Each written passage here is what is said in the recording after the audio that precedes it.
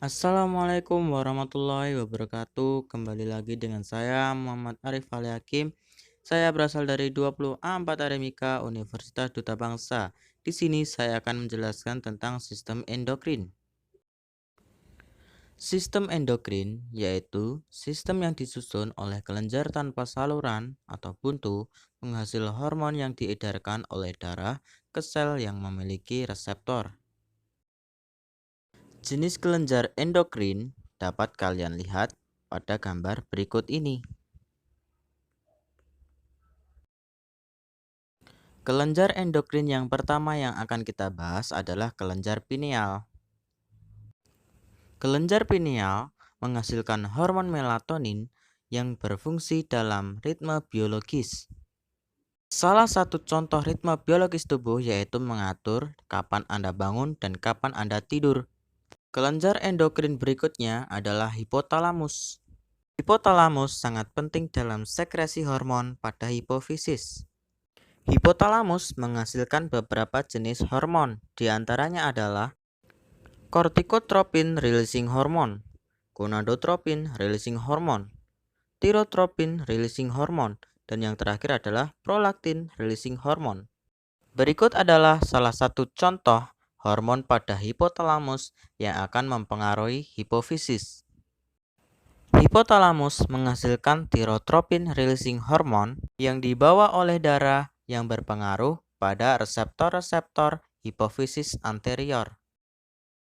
Pada bagian hipofisis anterior, RH akan mempengaruhi sel-sel tersebut untuk mensekresikan TSH. Kelenjar hipofisis yang sering kita sebut sebagai master of gland adalah hipofisis atau pituitary. Hipofisis disebut sebagai master of gland karena dapat mengatur pengeluaran hormon pada kelenjar endokrin yang lain. Hipofisis terdiri dari dua bagian, yaitu anterior dan posterior. Kelenjar hipofisis anterior menghasilkan 5 jenis hormon. Yang pertama adalah somatotropin atau GH. Somatotropin mengatur proses pertumbuhan tubuh. Yang kedua adalah gonadotropin, yaitu FSH dan LH. FSH berperan dalam proses pertumbuhan folikel, sedangkan LH ovulasi. Yang ketiga adalah adenokortikotropin hormon yang memacu kelenjar adrenal korteks menghasilkan hormon. Yang keempat adalah tyrotropin stimulating hormone yang memacu kelenjar tiroid menghasilkan tiroksin. Yang terakhir adalah prolaktin yang berperan dalam proses pengeluaran ASI. Hipofisis bagian posterior menghasilkan dua jenis hormon, yaitu antidiuretik hormon dan oksitosin.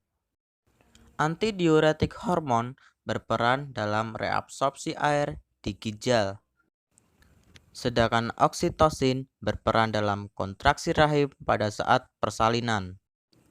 Jenis kelenjar endokrin yang lain adalah tiroid dan paratiroid. Tiroid menghasilkan dua hormon, yaitu tiroksin dan kalsitonin, sedangkan paratiroid menghasilkan parathormon.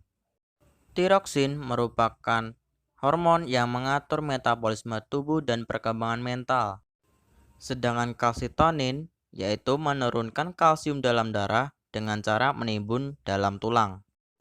Berbeda dengan paratiroid, yaitu meningkatkan kalsium dalam darah dengan cara mengambilnya dalam tulang.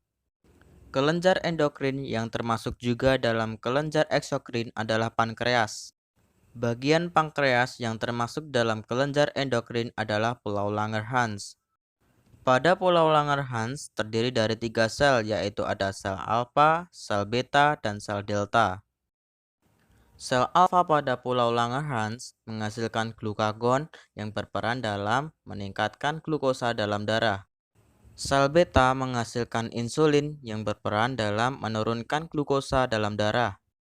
Serta sel delta menghasilkan somatostatin yang menghambat pertumbuhan atau GH. Kelenjar endokrin yang berikutnya adalah adrenal atau kelenjar anak ginjal. Kelenjar tersebut terdiri dari dua bagian, yaitu korteks dan medula. Bagian korteks kelenjar adrenal menghasilkan 3 jenis hormon, yaitu glukokortikoid, mineralokortikoid, dan gonadokortikoid. Glukokortikoid berperan pada saat kita stres, yaitu dengan cara meningkatkan laju gluconeogenesis, yaitu pembentukan glukosa yang bukan berasal dari karbohidrat. Mineralokortikoid berperan dalam proses mengatur mineral dalam darah. Salah satu contohnya adalah reabsorpsi natrium dalam ginjal. Gonadokortikoid bekerja sama dengan hormon reproduksi lainnya, berperan dalam mengatur jenis sekunder pada pria maupun wanita. Bagian medula adrenal menghasilkan 2 jenis hormon, yaitu hormon adrenalin dan noradrenalin.